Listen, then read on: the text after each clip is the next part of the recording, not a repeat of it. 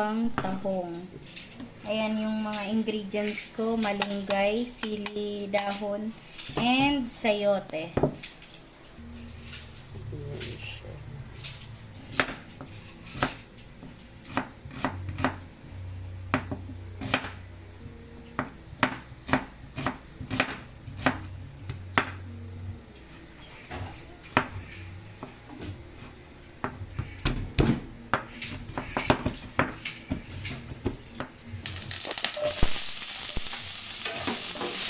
Sama-sama ko na yung ingredients, yung luya, bawang, kamatis, sibuyas. Isusunod ko na ang tahong.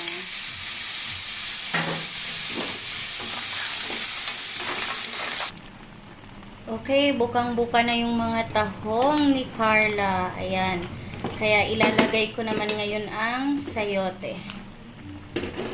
Ayan. Pakuluin ko lang ng isang kulo yan.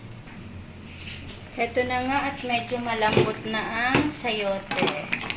Ayan o. So, ngayon, ilalagay ko naman tong gulay. Yung ampalaya at dahon ng sili. Then, pakuluan ko ulit. At ayan na.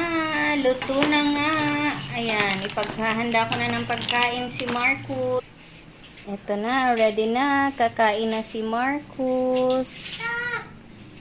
Halika na, kain na tayo.